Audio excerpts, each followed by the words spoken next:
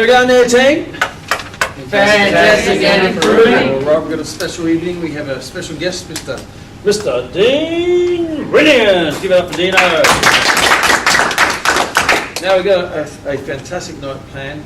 We have some physical stuff planned. Dino's going to take you through some good training sessions.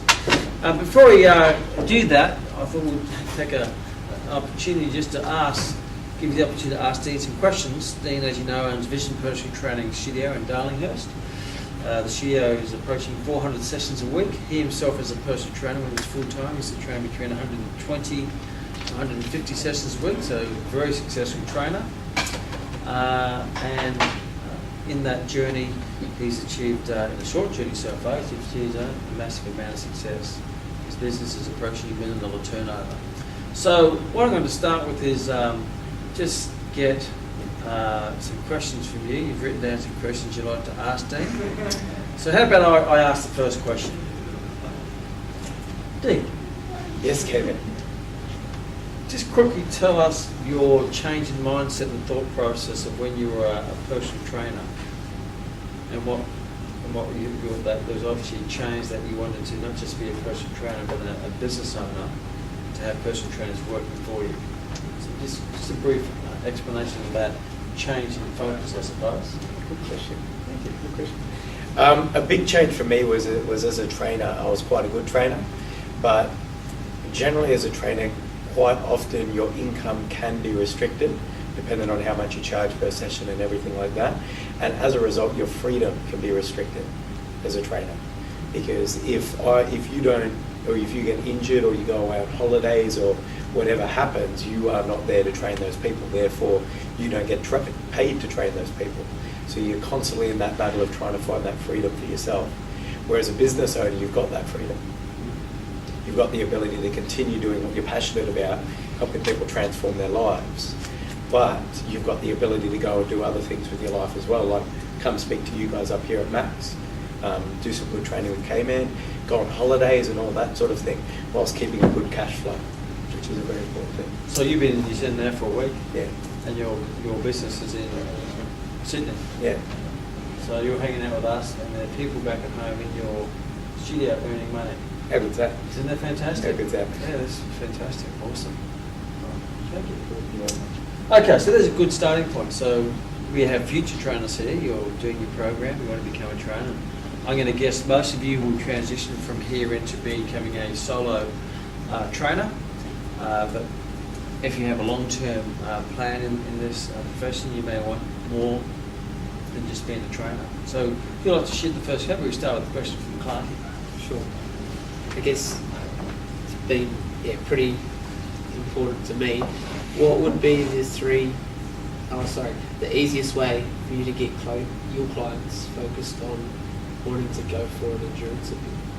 If they've got no endurance background and they just come into a studio, and obviously my passion is endurance racing, so what got you obviously knowing 27 people at the start of the week is awesome.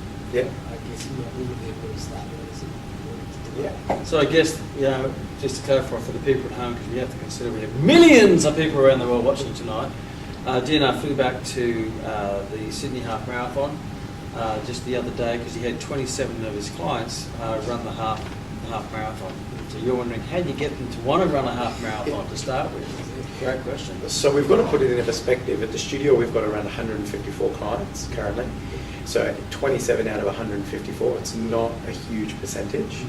But at the same time, having a large group of people, some people, about 2 or 3 came with the idea they wanted to run a half marathon. The rest were more or less coerced into it. And how you do that is you've got to slowly start planting the seed in their mind. So it becomes that sort of sense of achievement that they get. A lot of these people who started, especially one of my clients named Emily, she started off running for 30 seconds or a minute on the treadmill. That was it. That was what she could do, and she hated running. But then that slowly became a sense of achievement, and because that was something she was never quite good at, she felt quite accomplished when she started achieving in her running. And what better way to signify an achievement in running than a half marathon? And it's always important to link it in with their why. So Emily originally came to me to lose weight, and that's something we have done. But some of the training we did put in there was a little bit of running and especially interval training. And one of the forms of activity you'll find your clients can quite easily do on their own is running. So then you slowly start implementing that into training. You don't start trying to get them to think of that half marathon first start, but you start them off with something simple. A 1 minute run on the spot. If necessary, then build it into a 5 minute run. And then you slowly start building into some intervals. They start feeling really good about their running achievements. Then you get them into a little event first. So something like a 5 kilometre fun run, an 8 kilometre fun run. And when they finish, when the endorphins of the event kick in, that sense of achievement, you talk to them about what's next. What are we doing next? And then you build them into something like the City to Surf, which is a 14 kilometre run. And then you go into a half marathon and progress from there. Great question. Very good question. I'll ask another question for Dino. When you were a trainer, as this group are going to become trainers, you were doing well over 100 sessions a week. Mm. How did you keep your focus, energy? Because obviously that's a lot of hours, and That you was need my to go question. into every session, I was gonna really to ask. pump them up on fire. So how did you manage your energy levels? Because a lot of trainers, they say I'm suffering from burnout with their Yes. massive 15 sessions a week. But you were obviously on fire for many years doing that. So how did you manage your energy and your attitude and your passion? You've got to be, this is where understanding exercise and how your body works plays a vital part. You've got to be fit, healthy and strong, obviously. If you want to work harder than everyone else, you've got to make sure you've got a good energy system to do it. Because if you're unfit and you don't take care of yourself and you don't eat properly, you're not going to be able to do it. It's just like a car. If you want a high-performing car, you need to make sure it's finely tuned and it's got the best fuel in it and everything like that. So you need to make sure if you want to perform at a top level, you're in peak physical condition. It doesn't mean you've got to be New Zealand's best triathlete, but you've got to be fit, you've got to be strong, and you've got to make sure that you're eating the right stuff. So making sure you're getting those meals in where you can, and making sure it's good quality meals. Yeah. And like obviously through that point there, I'll have a few drinks now, every now and again, but during that period there was no alcohol. Just because if I had a few drinks on a Saturday, then the risk that would take me off my game on the Monday or the Sunday when I was at an event was too high.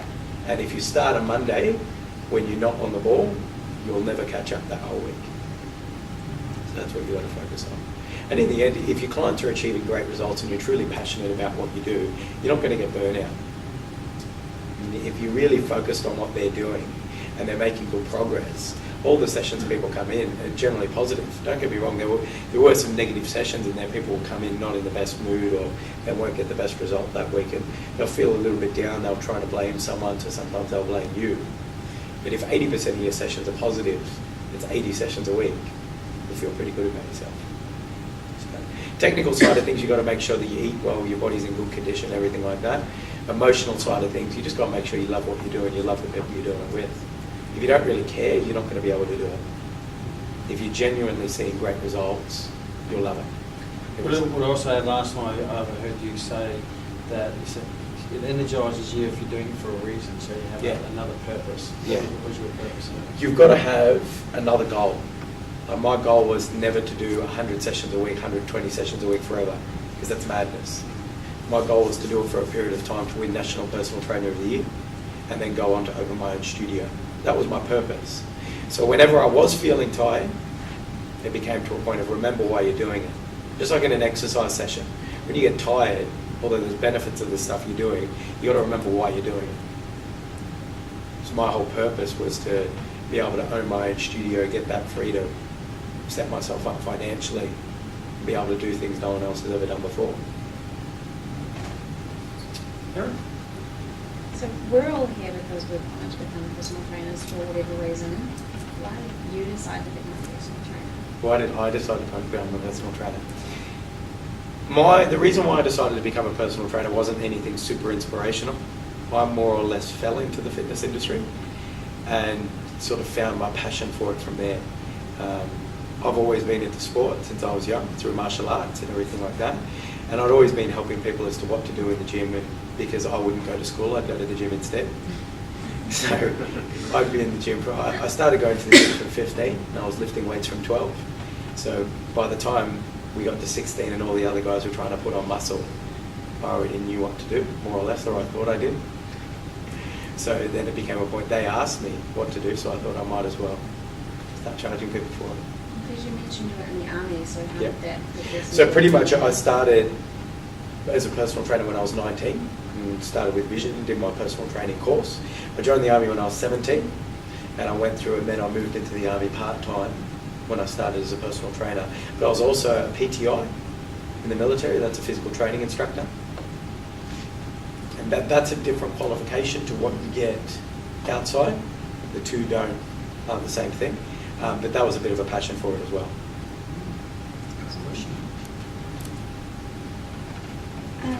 Yeah. My question is, what's your favorite quote that you think of, like when you're having a bad day? Like, do you think of a particular quote that when you think of it, you feel like, all right, yeah, let's do this, and you Yeah. get all fired up? So what's that one quote? If you can dream it, you can become it. If you can dream it, you can become it. That's my quote. That's what I always remember. It's quite often you have big dreams, but then sort of you feel like you've got to come back to reality. Whereas the truth is you don't. You just have to break down your dream and turn it into a goal and work out what you need to do to get there. Like say, for example, one of my goals at the moment is to be on an income myself personally of $420,000 a year by the time I'm 25. Now, for a lot of people, that's a dream. That's something that can't happen. I remember the first time I told someone that dream, they go, mate, are you going to become the Prime Minister? I thought, no, I'm going to be earning more than the Prime Minister. So you've just got to look at what it takes to get your dream. So my quote's always been, if you can dream it, you can become it. It's just a matter of how. I've asked another question. What would be the few main things that makes a great trainer? If someone says to you, what would be the main key things that makes a great trainer, a standout trainer from an average trainer? What would they be? Well, very good question. There's so many things that make a really good trainer, but if I was to break it up into just a few simple ones, you got to present professionally, first of all. I cannot stress how important that is. The fitness profession loses so much respect just because of how people present themselves. And when you guys go out there into the profession, people will present poorly. Don't do it yourself, because then you'll just become like them, and you don't want that. So you've got to present professionally. You have to be inspirational. So you've got to walk the walk, talk the talk. Like you've got to, not necessarily, like say for example, when I was a bodybuilder, a lot of my clients would come and they'd say, look, I don't want to look like you, but you obviously know what you're talking about. And that's what you want. Your clients won't necessarily want to be you, but you've got to be inspirational enough so that they trust you and they trust that you know what you're talking about. Yeah. You've got to be able to motivate people.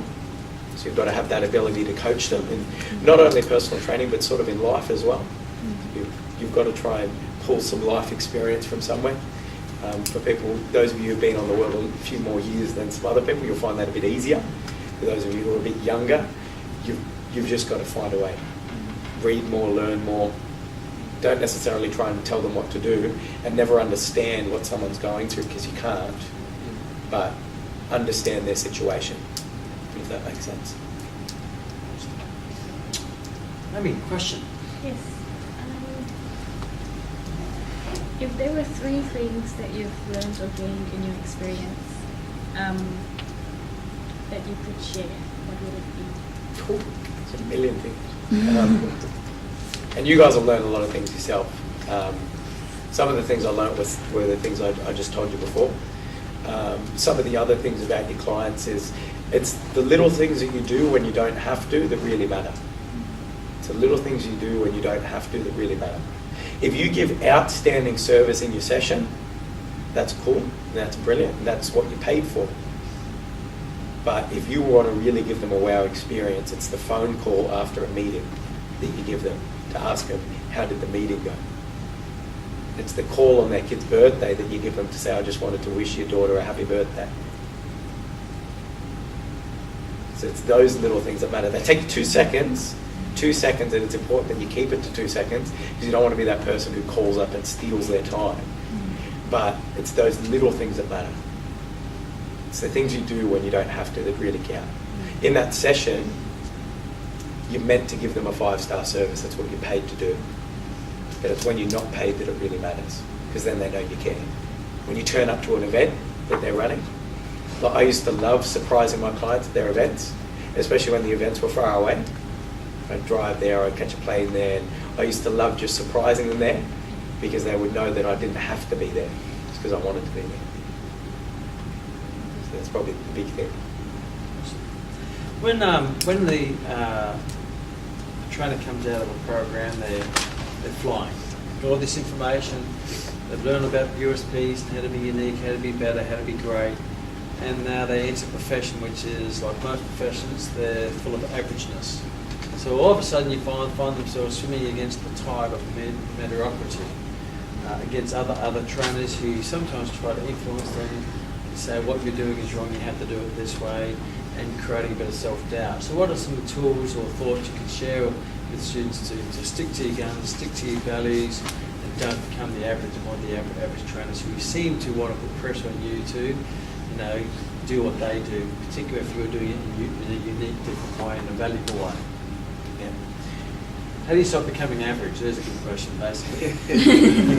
If you want to not be average, you've got to prepare to be hated. That's it. If you go into a profession and you try and lift its standards, people will hate you for it. And sometimes it will be the most respected people in the industry. Because they've been in the industry for 20 years and they like it how it is. Meaning they've been average for 20 years. They've been average for 20 years. And they don't like someone's new coming in and showing them up. And they will try and bring you down, and they will try to bring you down hard. So you've just got to prepare for that and understand that if you go when you go into this profession and you present at a higher standard, you perform at a higher standard, and you do things that are technically correct, not from bro science, that people will try and bring you down. They'll tell you what you're doing is wrong. They'll tell you that you're too uptight. They'll tell you all these things. And you'll continue to get it. I still get it. I still get it. But it's an important point to understand. The average personal trainer lasts in the industry 6 months. So anyone who's giving you any grief will only be in the industry for 6 months. All you need to do is outlast them. And that's the honest truth. The only way we're going to improve this profession is to bring in the best people and get them to outlast the bad ones. So all you need to do is stick true to your values and what you really believe, and ask why. If someone says you need to do 3 sets of 10, ask them, why do you need to do 3 sets of 10? And don't necessarily do it in a rude way. Just say that, I'm just curious, I'm new to this profession and you're so experienced. Why are we meant to do 3 sets of 10? I guarantee they won't have an answer for you. I guess a lot of the time, trainers are trying to impress other trainers. Yeah. We get accepted by other trainers, where the focus should be the only people who count are your clients. If the clients love what you do, it doesn't matter what the other trainers do. Because normally the ones who hate you the most are the least clients anyway. Yeah. The last 6 months, or they've been here for 6 years with 6 clients.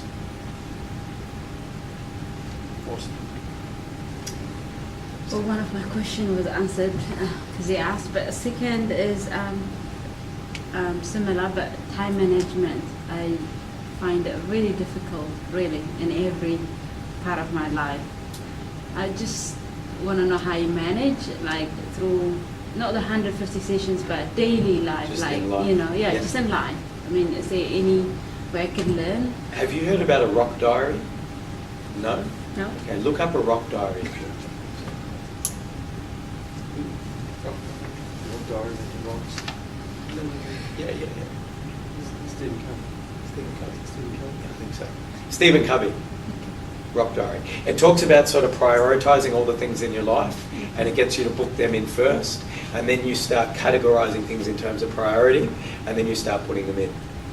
Okay, so you've just got to look at what your top priorities are, book them in first, and then rank everything in your life in terms of priorities and book it in around it. And a key thing with your time management is you've got to be disciplined. And discipline to me means you do what you're meant to do when you're meant to do it, even if you don't feel like it. So if something's booked in your diary, you do it. Even if you don't want to do it, you do it. Yeah. And that's where also you've got to alter your diary and make sure that you don't miss things, you still do it.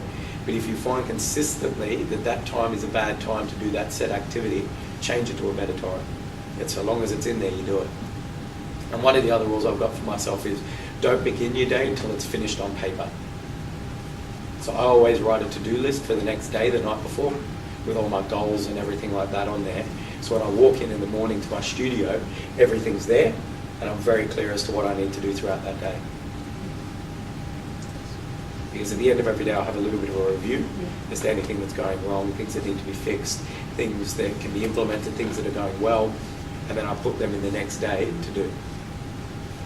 And then you'll never have a problem sleeping. Yeah, because I can't get enough sleep as well, yeah. It's just, yeah, I'll try. Here's a question for you. What would be the perfect day? What would be the perfect day? for Dean Williams. Perfect day for Dean Williams. That's a good question. I'll be up at 4:30. Mhm. That would still be the perfect day. 4:30. Yeah, 4:30. I train 4:30 till 5:30. I love my routine. I'm a stickler for routine, and I love it. So 4:30 till 5:30 I train. I'd get ready from 5:30 till 6. I'd have clients from 6:30 till 9. I'd have a meeting with the team from 9 till 10. I'd go through either reports or sales or pay bills from about 10 till 2. Then I'd deal with the trainers from 2 till 3, if any of them needed any help. Then from 3 till 4 I'd train. And where's the sleep? Sleep comes later. And then from there, I deal with anything else that needed to be done throughout the day. So generally, my day sort of finishes around 5. It always goes a little bit later, but I'll leave that space open for anything, say for example, sales or anything like that. Appointments that can get booked in and that need to happen, I'll do it then. And then I'll prepare my to-do list before I go to sleep. And then I'll go to sleep at about 10:30. So 6 hours sleep. 6 hours sleep. How you doing? A good rule or a good saying I like, it's from Arnold Schwarzenegger, and he says you need to learn to survive on 6 hours sleep. And that's me. I can do that. If you can't do that, then don't just do it and then be useless. Like, find out what amount of sleep you can work with and then do that, because sleep is quite important. Yeah. I went through a period where I was having 2 or 3 hours sleep a night. I thought, how good is this? I'm so efficient, until I realized I wasn't efficient because I was useless. So work out how much sleep you can work off, and then sleep faster. And sleep faster. Sleep faster. You find that you can condition yourself for less sleep, and your body will adapt by going into deep sleep faster. Therefore, you don't need 8 to 10. You can bring it down to maybe 5 to 6, and that's the key. You got to be confused sleep with laziness or sleep with being conditioned to sleep. You actually condition yourself to sleep more. Yeah. When I was at uni, I was an expert at it. Sleep in, miss lectures, stuff like that. Yeah. But you'd be amazed, you can't go too far the other way. We can sleep deprived, but most people probably think like, if you keep saying that you need more sleep, it's what you always need. More sleep. It's very easy to talk yourself into being tired all the time. However, if you've got big vision and big goals and big a purpose, and you want to live a big life, sleep is one of those things that gets in the way, like eating and peeing. You're too busy doing stuff. Yeah. You're doing stuff. So be careful that you don't talk yourself into convincing yourself you need 8 hours sleep. Don't let people say you need 8 hours sleep. Everyone's different, but you can condition yourself to have less. If the goal is big enough, you'll find that you actually shrink. One thing I do know, most successful people don't sleep that much. And one thing to do with your sleep is try and go to sleep and wake up at the same time every day, because then you condition your body's hormones to actually respond that way and to wake up and go to sleep at that time. Just try and go to sleep and wake up at the same One time every day. routine. 10:30 till 4:30 is my sleep time, that's wake up time. That's it. I'll try that. And be aware of what you're telling yourself when you go to sleep, just like what K-Man said. Yeah. If for whatever reason I get held up and the day goes out of control, I go out for a dinner or something, I get back at 1:30, I'm still going to wake up at 4:30. I just tell myself I'm going to sleep really fast. Quality. It's going to be fast, quality sleep. And then you wake up feeling good. It's just, but if you go to sleep thinking, oh, I'm going to be so tired tomorrow, Yeah. you wake up tired. So If you're not going to have much sleep, tell yourself you're going to get 8 hours sleep in 3 hours. My girlfriend cracks up when I say it. Speed sleep. Yeah, speed sleep. Mm. It's interval sleep. High intensity sleeping. Yeah. And on the next day, he asked this question: how tired would I be if I didn't know how much sleep I had? So the only reason why you think you're tired because you say, "Oh, I didn't get much sleep last night," and then you actually become tired. It was funny the other day. I had to get up very early to take. We had a late night the night before, and then at the end of the afternoon, he says, "Oh, how you going? You got up early?" I thought, "Oh, I forgot about that." Because I forgot that I got up early and didn't go to bed late. I just forgot because there was so many important things to do during the day that I loved. I completely forgot this. It's cool. I just go, what's the biggest thing that you do to motivate your clients? So like if they're having a down day or just all the time just motivating them, what's the biggest thing? Motivation. The biggest thing I've found for motivation is obviously I don't necessarily try to motivate my clients because motivation it's temporary. It's never theirs. Yeah. Like if someone lives off motivation, you'll find that they'll never get the result themselves. I'll more try to inspire them to achieve the result themselves. Does that make sense? Yeah. And how I do that is through our sessions and talking to them about the specific things they need to do to achieve their desired result over the next week. Yeah. So we've got 12 month, 6 month, 9 week goals, and then we break it down into weekly goals every week. And then so we just make it a focus on one step at a time and making sure that huge mountain suddenly becomes little steps. Yeah. And then it becomes very easy and they don't need a huge amount of motivation to do it. But in terms of getting them to do those things, which is probably what you're asking, Yeah. it's just a little reminder and making sure that you're not setting them up to fail. Because sometimes you can think about it and you'll go, okay, you need to do 2 hours of exercise today. There's no way they're going to do 2 hours of exercise today. And if you set them that task, you're setting them up to fail, which means that they're not going to exercise for the rest of the week because they feel like a loser. Yeah. Yeah. Whereas if you just set them up with a little bit, and you just go, all I need you to do is come to the group session today. Okay. All I need you to do is do 5 minutes of exercise today. You set them up to feel like they've got a sense of achievement, therefore they're feeling inspired themselves, and then they'll achieve the result. So it's all about the little things you do to inspire them to get a better result themselves. Does that make sense? Yeah. If you could change something in the fitness profession at the moment with your magical wand, what would you change? The trainers. The trainers. The trainers. No, honestly, the trainers. I was at the half marathon on Sunday. I was running. I've never been more... Oh, that's a lie. I was very pissed off. I was very pissed off because I was looking at all the trainers along the sidelines and they looked like... I won't say. They just looked dreadful. And you think, how is anyone going to take this profession seriously if it's not even a profession? Would you take your lawyer seriously if they rocked up in short shorts and skins with a singlet? No. And they just went, oh, sorry, I was doing it. I had my workout this morning. Hey, I don't care. What is wrong with you? Yeah. Look, it's all good to have your workout, but then prepare to be a professional. That would be the one thing I'd change is the trainers. Because I believe all the problems in this profession come back to the trainers. How complicated it is, the reason why people don't want to do it, everything like that, it all comes back to the trainers. And how about something in the profession which is to do with the product that we offer? So the person, Yeah. about the product. It's too complicated. Make it simple. Make it simple. People like simple. Like the best way to look at this is I was talking to K-Man and Rowie throughout the week. We were talking about how can we beat the obesity epidemic and everything like that. And it needs to become a worldwide thing. It needs to become an essential part of life, exercise. And the thing I can think about like that is the iPhone. Why is it that everyone in the world now, or pretty much everyone in the world, has a smartphone? Because it makes life easier. It makes life easier and it makes it more efficient. The reason why no one is doing exercise at the moment is because it makes things harder and more complicated. No one's going to bring that into their life. It needs to be more time efficient to make people more efficient in an easier, less complicated manner. That's how I'd like to change it. So make training less complicated. Make the product more simple, make the trainers more professional.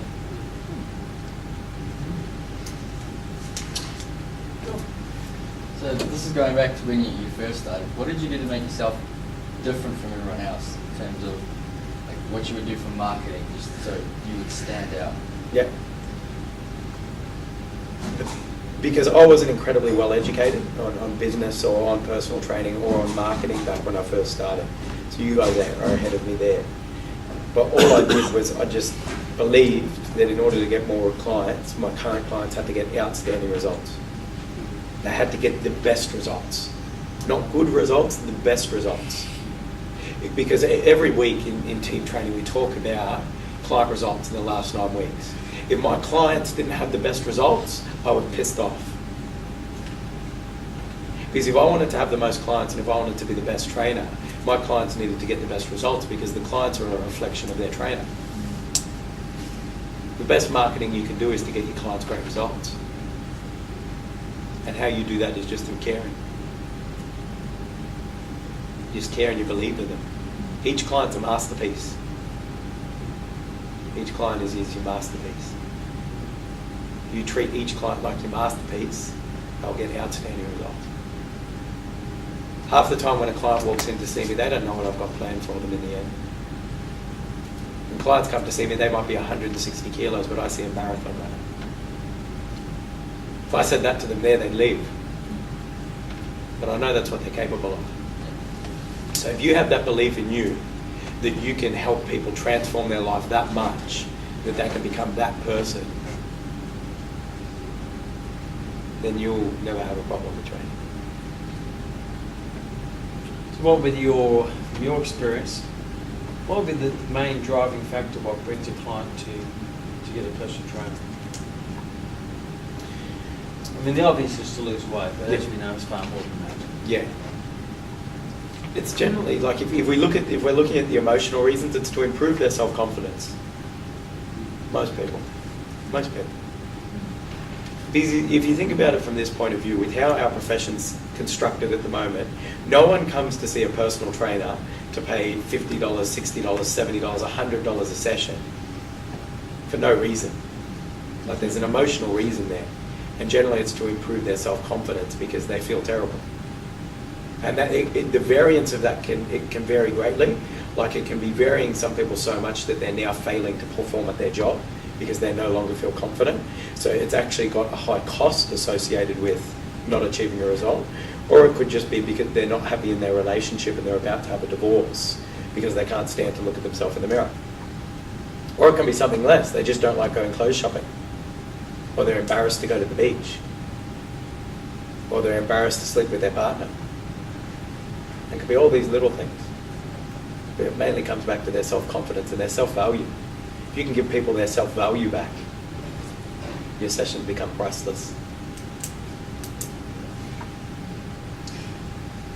Secondary questions. We've already gone around. So what are some of those questions that have already been answered of your questions doubling up? Who has another question? Sarah.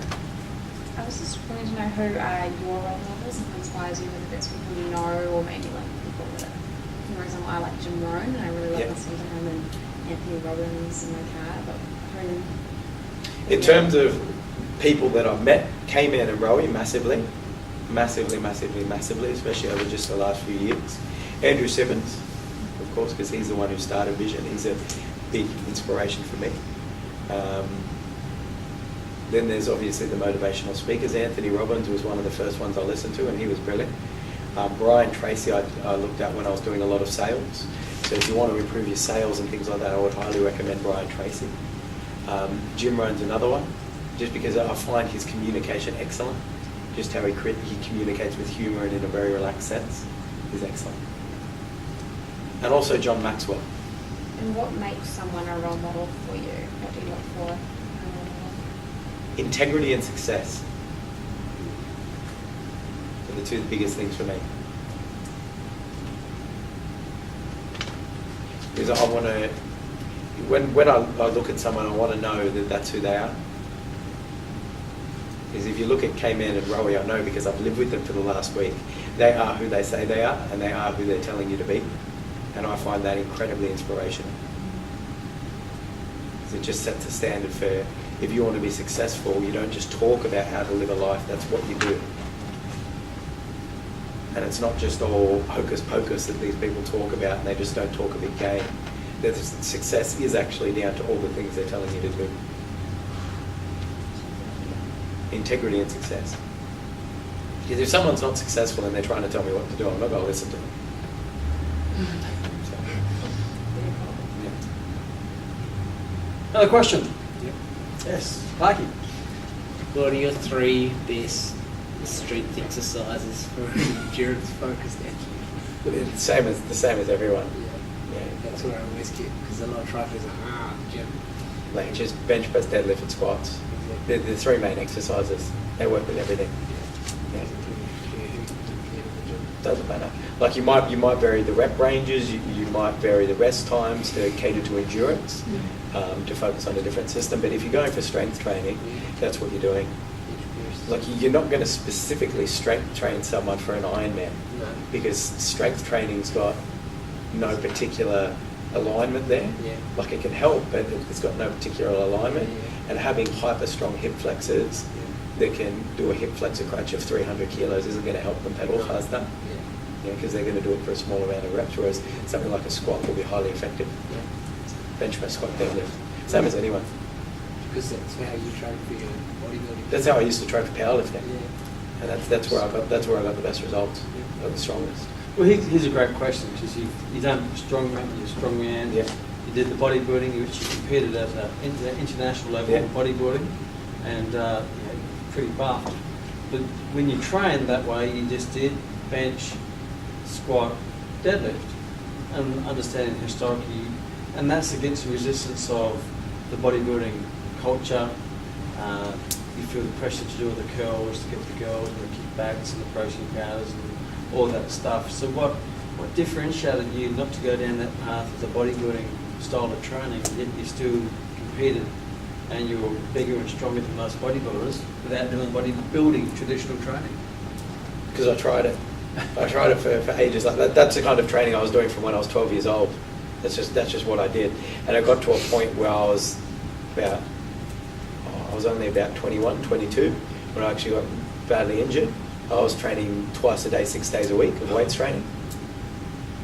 And then I dislocated my hip in the squat, down the bottom. Didn't end well. Oh, So, and then I thought there's got to be a better way, because I got to a point in time where I actually paused and I looked at myself in the mirror. I look worse now than what I did 12 weeks ago. I'm training harder and I'm taking more supplements. What's going on? This is a joke. I'm getting weaker, putting on more fat, and then so I thought, I'm going to train less, because the biggest thing, if you're getting stronger, you're putting on muscle. That's as simple as there is. Like I might have varied the program. I might have gone from a wide grip bench press to a close grip bench press to vary, but it's still that main compound exercise. On that note, how do you find with people coming to you that have that bodybuilding mindset, Oh, it's a huge battle. yeah. and how do you work through that? It's a huge battle. Sometimes I meet them part way. I'll never do bicep curls or tricep extensions or leg extensions or hamstring curls or anything like that with anyone, just because you'll get injured doing that. But if they want to do 2 chest exercises, then I'll let them do 2 chest exercises. But I'll make sure I'll tell them, just so you know, we're not actually achieving much in this second chest exercise. But we'll do it just for fun. Just to let you know. Just for fun, we'll do it anyway. But then I'll just construct the program where their main lift will be on the bench press, and we'll do that first. We'll do the bench press, and then if they want to go do a dumbbell press after that or a chest press after that, we'll go do that. But they're stuffed anyway, so they can't do it very properly. And you probably find those types of people won't come and get your help anyway, Yeah, because they think they know it all. people who want to do the bicep curls and things like that, I'll stay quite a strong case, and they generally don't stay for very long. Or they stay long enough to get a result and actually start listening to me. They just keep asking me to do more biceps. I'll say, no, we're not doing more biceps. Or they'll say, I want to do more biceps, and I'll go, okay, let's go do a reverse with bent over row. They'll go, that's not biceps, and I go, you want to bet? I just found chin-ups is a good one to put Yeah. more biceps. You do some more biceps? Okay, let's go and do some more chins. Oh, don't worry about it. Because I pick the biceps because it's not a highly stressful exercise. It's an easy, what we call fluffy exercise. Feel good. No one vomits doing a bicep curl. Burns, but no one gets. I do have another question. Yeah? It may seem a little bit dark, but at the end of your days, what would you like your eulogy to sound like? Oh, that's a great question. One of my favourite quotes is "Begin with the end in mind." And when I first heard of that quote, I thought, what do I want people to say at my funeral? And I want to have 1,000 people there who just go, "He changed my life." That's all I want them to say. It can be in any way. It can be anywhere. It could be my trainers, it could be my clients, it could be someone I've just spoke to at some point in time. I just want people to be able to stand up there and say, "He changed my life." That's the legacy I want to leave. I was saying to the group, this profession, like no other profession, is the number of thank you cards, thank you emails, presents, gifts. You changed my life. I've lost weight. I got my life back. I got my wife back. I got rid of my wife. One or the other, whatever. You get this inundation of cards. We used to have testimonial folders in our studios when I had 4 studios. They're just jam packed. And I was sharing with them that since the run with your crew, you've already received 11 people saying 11 thank you emails. so much. But you don't tend to get that if you're working the timber yard, or if you're a retail in a shop, or if you're a flight attendant or not. You changed my life because you flew me from Brisbane to Sydney or something. You don't tend to get that. So what are some of the standout feedback that you get from your past clients? Some of the best ones I've got have been at the Weight Loss Challenge Awards nights. And you'll get someone who stands up there and they've lost 15 kilos, 18 kilos, 10 kilos, 20 kilos in 9 weeks, and they'll just burst into tears. And you can't understand what it means to these people, what you've done for them. Because like I've said a few times since I've been up here, the average woman tries 49 times in her life to lose weight. Men try about the same, they just don't admit it. But for you to finally help someone achieve that result, finally, after they've tried so many times, they've invested so much money, it's one of the most powerful things. You just hear someone say, "You changed my life. You made me believe in myself again." Because that goes through every aspect of their life. Their work, their family.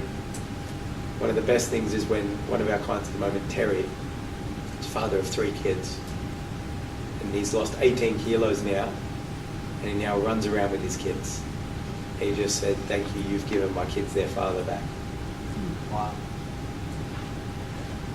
And nothing makes you happy. I don't even train him. I just have the studio. He thanked me. And to have something like that makes you excited to be there every day. Yeah. How about the future? What do you see the future in the profession? Future in the profession. The profession's going to change whether people like it or not, because I'm going to change it.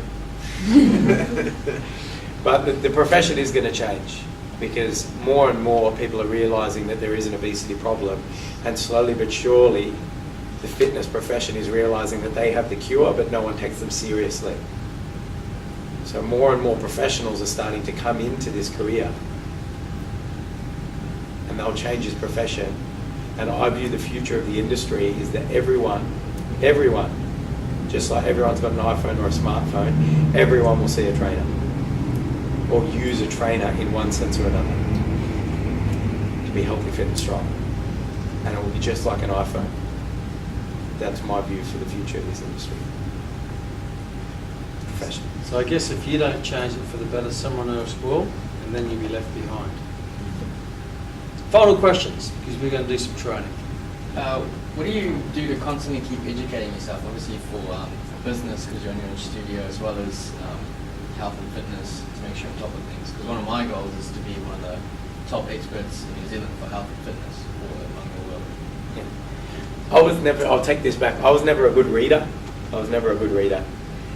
And I heard about all the personal development books, and I thought, pretty hard. It's going to take me a long time to read that many books. Exactly me. It's going to take me a long time. And then I saw the quote, one conversation with a wise man is worth 1,000 books. I thought, I'm going to find me some wise men.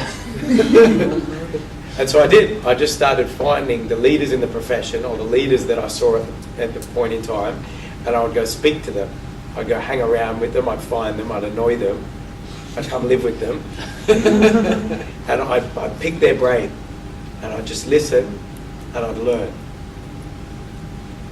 Because I figure if I can get to the people at the top of the industry, who are sort of in their 40s or 50s now, they've been studying these lessons for the last 30, 40 years. And if I can learn the key points of those lessons now, think of where I'll be in 40 years from now. So find the leading people. If you want to be the leader, find the leaders and talk to the leaders. So you've been here for a week. What are 3 things you've learned since you've been over here in the last week? Some key points have been how to manage people and how to deal with staff has been a key one. And what to expect from people. Another one has definitely been from watching K-Man and Rowie, how to live your life. How to live your life and how important it is to treat all the people around you like an absolute superstar. That's been a key thing for me. And also learning more and more about training, as I always do when I spend time with K-Man. But just finding out how he coaches you guys. I can take that back and how to coach my team. I watch how he manages his staff, so I learn how to manage my staff. I learn how to run a business by watching how he runs his business. And I learn how he is I learn as much as I could about how he is and how Rowie is with all the individual relationships in their life. And now I understand why they're both so happy. One final question. I've got one. Fantastic. So you mentioned the other night your target market. How did you find that was for you? Yeah. Did you have to go through a whole bunch of different people, or did you Yeah. always have a passion for that? No, I went through a whole bunch of different people. My target market is more or less a recent occurrence in the last few months. And it's because I thought, who are the people who get the best results? Who do I get the best results with? Who are the people I learn the most from? Is a key thing as well. Because while I'm training someone, I want to learn from them while they're learning from me. Because the thing I realized when I was training people is I'm training people who are very high up in their job. And I asked my client one day, I go, how much do you charge an hour to talk to someone? And they said normally about $500. And I go, and he's paying me to train him and I get to talk to him, how good is this? And you can maximize on all that knowledge by asking them questions that they want to answer. You just ask them about them. And that's normally what they charge a couple of $100 for. So that's why I love training. That's my target market males, 35 to 40, who are business owners, is because they've been in business for 20 years and they know a lot more about it than what I do. And so again, I find the wise people. Yeah, I find the wise people. So every session isn't just a valuable thing for them, it's a valuable thing for me. So when I was doing 120 sessions a week, 100 sessions, 150 sessions a week, that was 75 hours, 50 hours of personal development time. How good's that? So good. How good's that? You should be paying them. Yeah, that's it. I should have. So true. I found the same thing when I was a personal trainer for 15 years. A lot of my education didn't come from a book. Yes, I read a lot of books and did the degrees, but most education was delivered in an informal way through the people I trained. And that signifies the importance of circle of influence. So your clients should also add value to you. You have to want to train your clients, not just because they pay you. So, because you're going to hang out with them for so long. Yeah. Every hour. So you don't be going, oh, geez, I have to put up with this person again. You want to go, wow, I can't wait to. And that's why they become friends in the process, professional friends. It's a win-win for everyone. Thank you very much, everyone. Give a big clap for this.